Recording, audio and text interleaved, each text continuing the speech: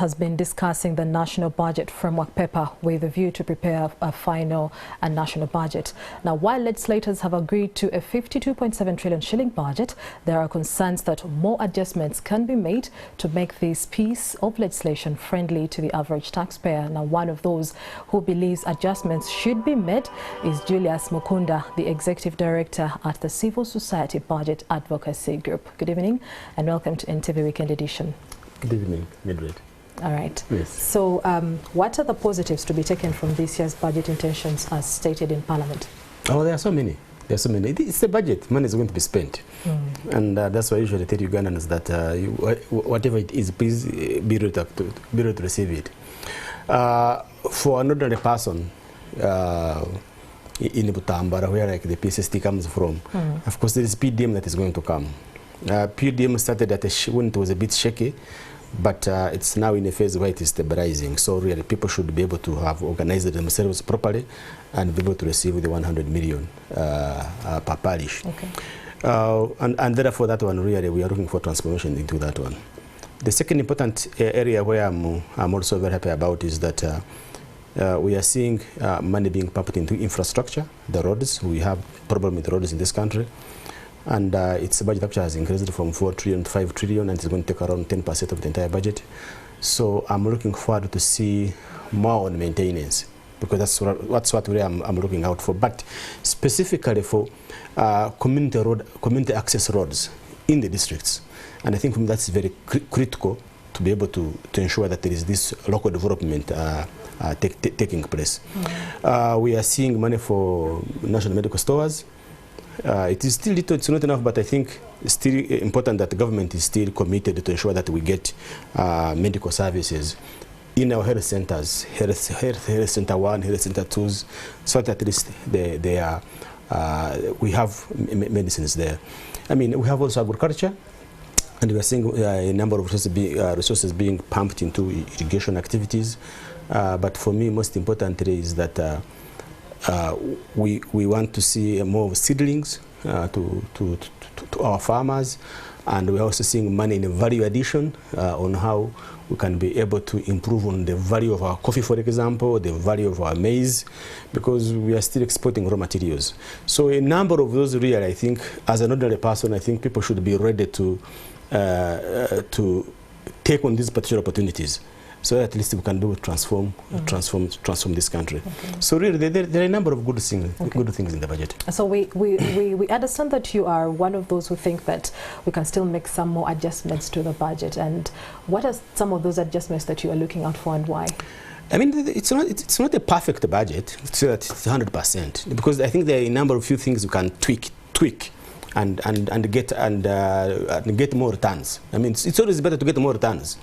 And I think one of them is that there are certain budget lines that we think we can reduce.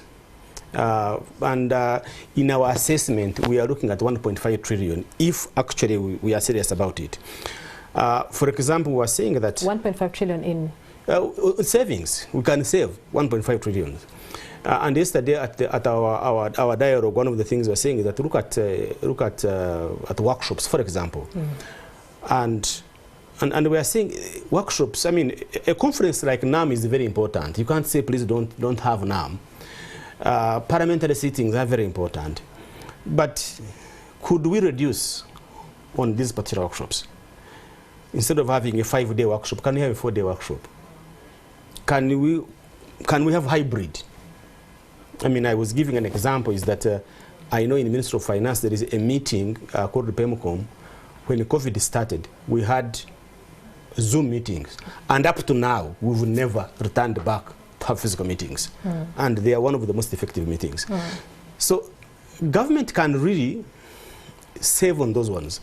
Issues around donations, you know, you could say, okay, fine, instead of giving out these donations, maybe we could postpone them for another day.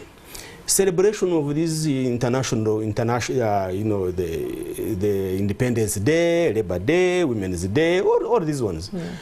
We could decide to say we can have them hybrid. And I loved during COVID when we celebrated Labor Day on TV. It worked perfectly. Spent less, impacted everybody attended because people could be able to watch on TV. So those expenses, we could tune them down, and we think really that we can't save money if we do it. But the big travel abroad, travel inland, I mean, 108 billion shillings travel abroad. Yes, traveling is important. It's not, it's not. I mean, I want my Minister of Finance not to miss a World Bank meeting in Washington. He has to go there because you need to negotiate, meet people, engage, network, so that we can get more resources. You know, with all of this, like you've deliberated in stake, the president still has indicated that he intends to grow the economy tenfold over the next decade. Do you think this is something we can achieve?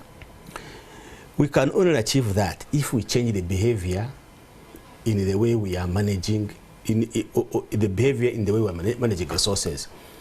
It would require us to develop this country at 25% in terms of GDP growth. And right now, we are projecting to only grow at 7%. So you can see it's a huge task.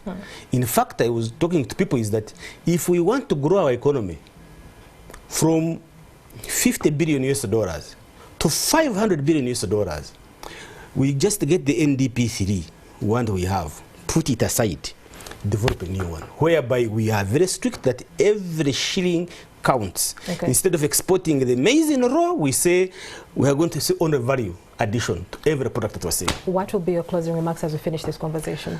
All I say is three things. Fiscal discipline is the one that can take us to another level.